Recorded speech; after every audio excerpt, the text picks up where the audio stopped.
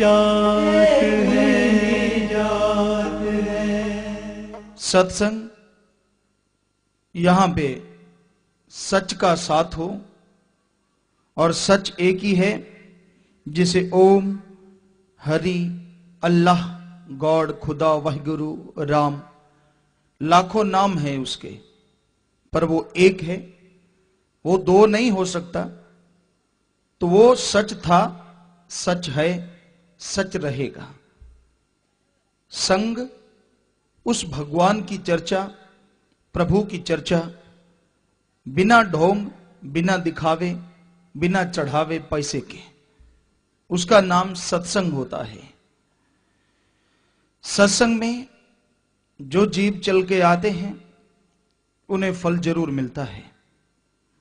जैसी श्रद्धा, जैसी भावना, जैसा विचार, वैसा ही सत्संग का फल प्रभु देते हैं।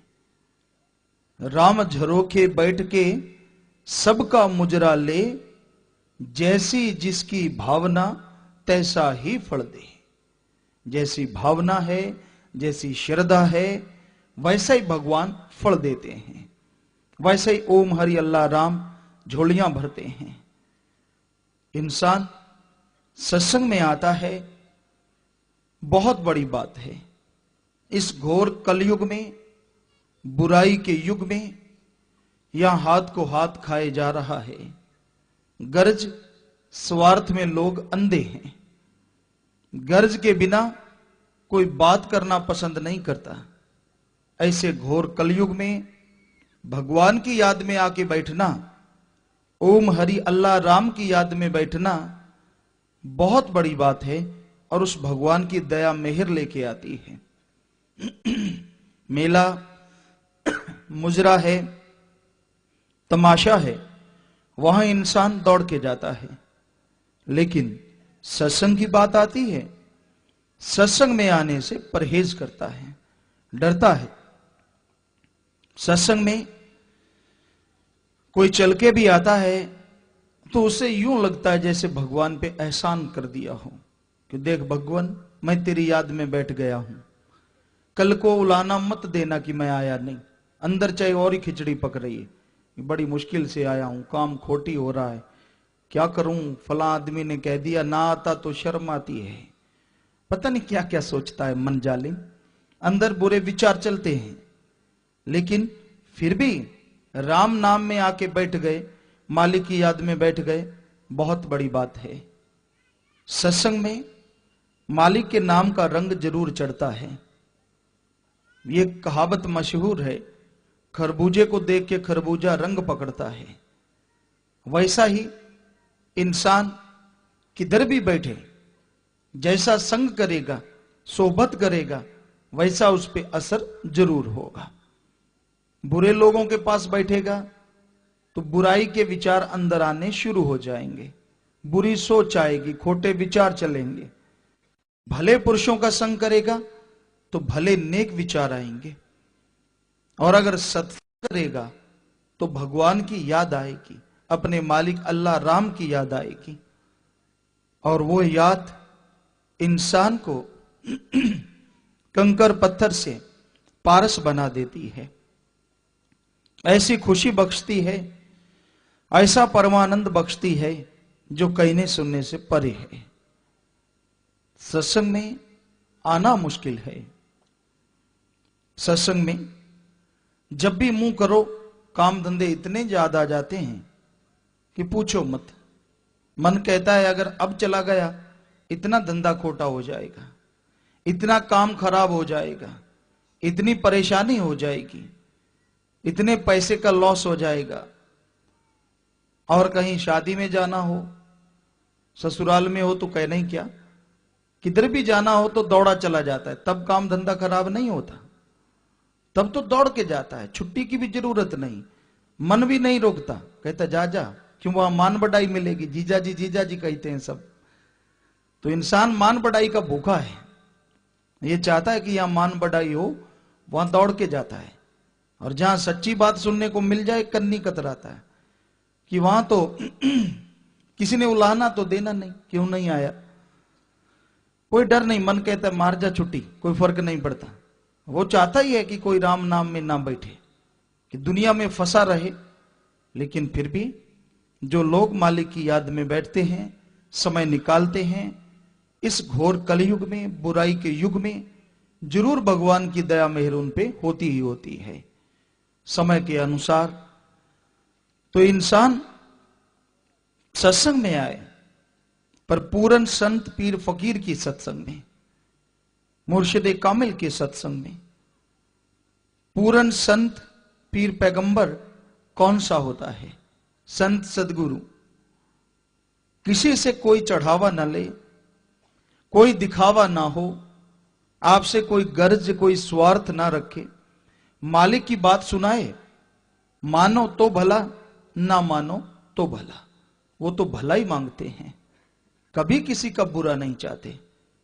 चाहे कोई उनको बुरा कहता है, गलत बोलता है, तो भी वो मालिक से उनके लिए दुआ करते हैं, प्रार्थना करते हैं कि हे भगवान, हे मालिक, तेरा ही बंदा है, उसे समझ नहीं, ना समझ है, तो दया कर, रहम कर, उसे सद्बुद्धि दे, अच्छी अकल दे, ताकि वो नेकी के मार्ग पे चलता हुआ, भक्ति के मार्ग पे चलता हुआ आपको पा सके, दर्श दीदार कर सके, आवागमन से उसे मोक्ष मुक्ति मिले।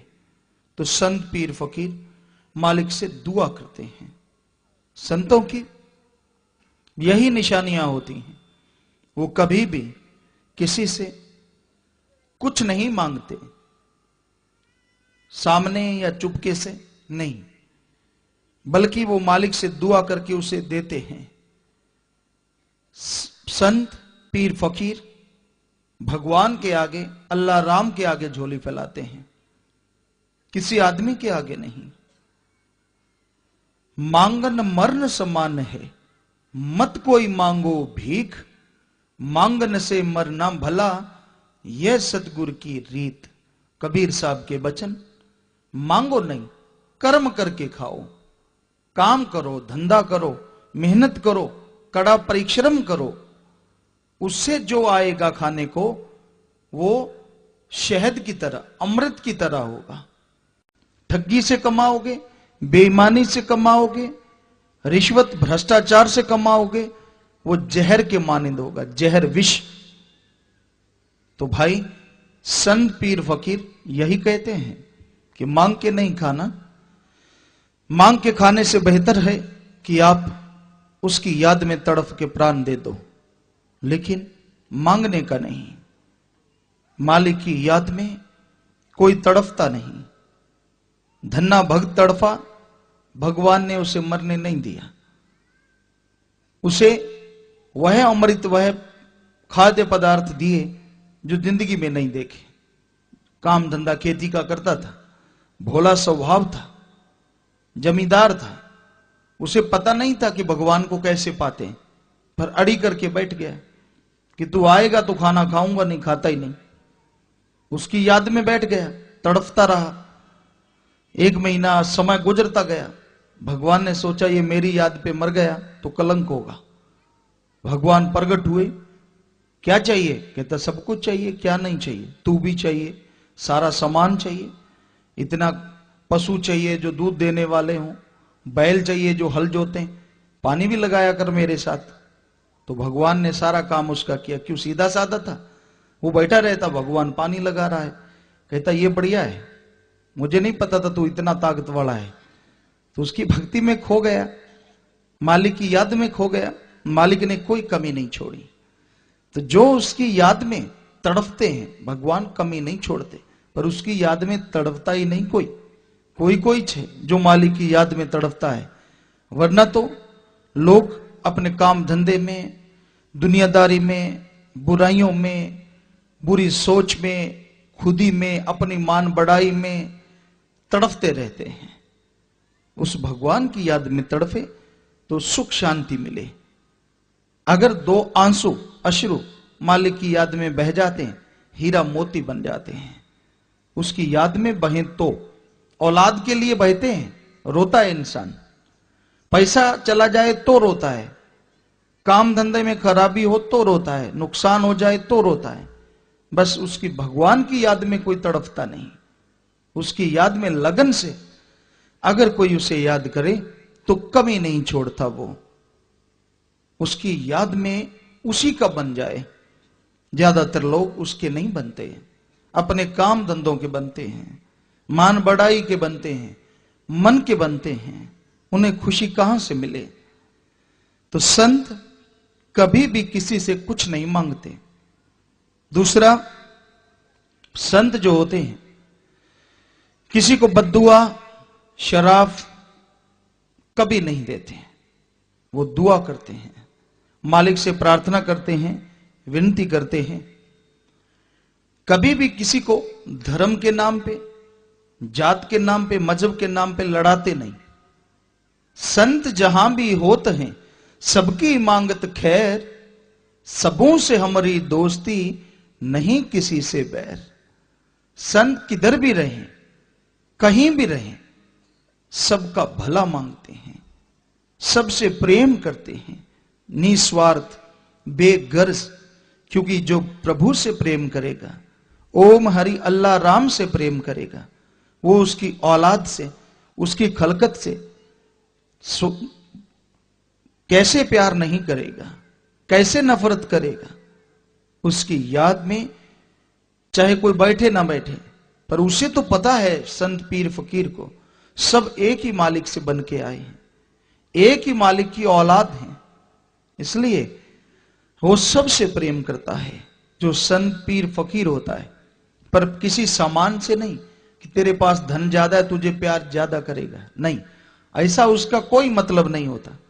जो भगवान से प्यार करे उससे फकीरों का प्रेम ज्यादा होता है, और जो धन दौलत से प्यार करे उसका दुनिया में नाम हो सकता है लेकिन भगवान की दरगाह में नहीं। वहां तो जो उसको याद करते हैं, उसकी याद में समय लगाते हैं, उसी का मान सम्मान होता है।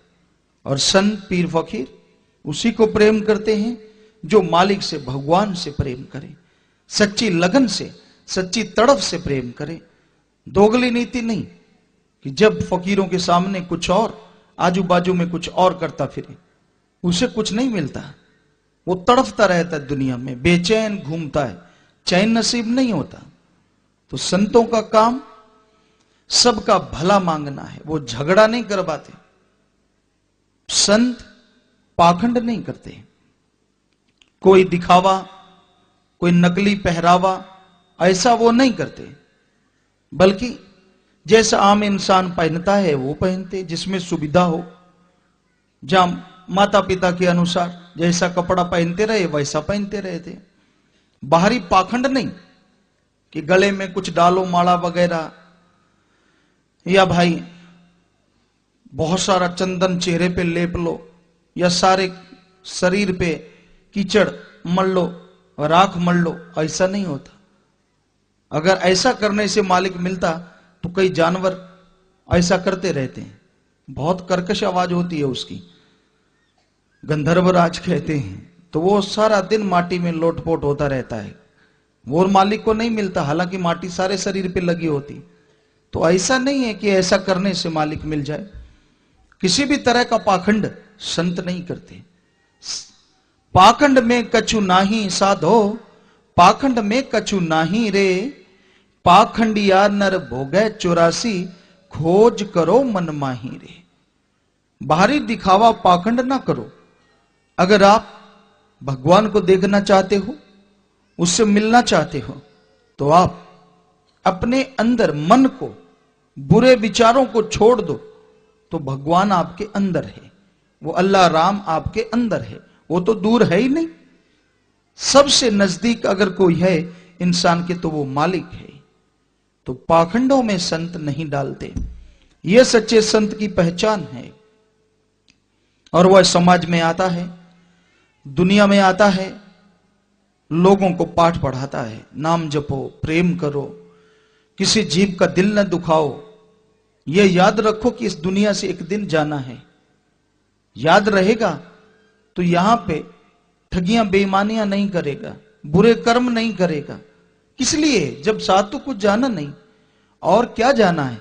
ये जिस्म, ये शरीर भी साथ नहीं जाएगा, इसको भी बेटा जला देगा या धरती में दफना देगा। फिर क्यों पाप करो, क्यों बुरे कर्म करो? तो संत पीर फकीर यह समझाते हैं कि साथ कुछ भी जाने वाला नहीं, जाने वाला है राम नाम का जाप। ओम हरि अल्लाह गॉड खुदा रब की भक्ति इबादत।